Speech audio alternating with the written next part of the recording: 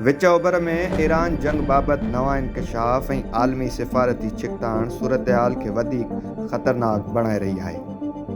आमरीकी अख़बार इंकशाफ कयो आहे त इसराईल इराक़ जे रेगिस्तानी इलाइक़े में ॻुझो फ़ौजी अॾो क़ाइमु करे ईरान ख़िलाफ़ जंगी कार्रवायूं कंदो रहियो, जॾहिं त इराक़ खे उन बाबति का बि ख़बर न हुई। रिपोर्ट मूजिबि जॾहिं इराक़ फ़ौजी अॾे जे वेझो पहुतो त इसराईल हवाई हमला करे पंहिंजे ॻुझे अॾे खे बचाए वरितो। रिपोर्ट में इहा बि दावा कई वई आहे त अमेरिका खे बि हिन समूरे ऑपरेशन जी अॻुवाट ॼाण हुई। ॿिए पासे अमरीकी सदर डोनाल्ड ट्रंप ईरान जंग दौरान पंहिंजी पॉलिसियुनि जी वाखाण कंदे दावा कई आहे त संदसि दौर में केतिरा ई ईरानी हदफ़ तबाह कया विया।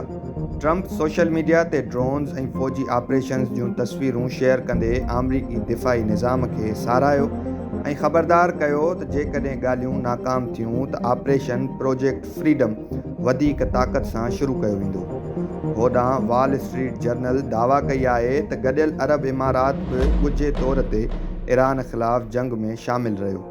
रिपोर्ट मूजिबि UAE ईरान जे ऑयल रिफाइनरी ते हमिलो कयो, जंहिंखां पोइ ईरान UAE ऐं कुवैत ते बैलिस्टिक मिसाइलनि ऐं ड्रोन्स ज़रिए शदीद जवाबी हमला कया। रिपोर्ट में इहा बि दावा कई वई आहे त इन्हनि हमलनि सबबि UAE जी मईशत खे वॾो नुक़सानु पहुतो, जॾहिं त सिक्योरिटी हिकमत अमलीअ में बि वॾियूं तब्दीलियूं आंदियूं वयूं।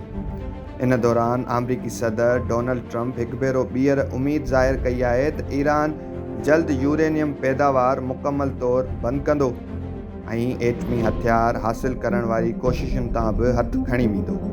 ट्रंप मूजिबि अमेरिका ईरान बाबति पंहिंजो मुकमल एजेंडा हासिल कंदो, पर इलाक़ाई सूरतहाल खे ॾिसंदे कंहिं बि क़दम में जल्दी न कई वेंदी। मौजूदा हालतुनि खां पोइ विच ओभर में छिकताण वधीक वधी रही आहे, जॾहिं त दुनिया जूं नज़रूं हाणे अमेरिका, ईरान, इसराईल ऐं अरब मुल्कनि में खुथल आहिनि।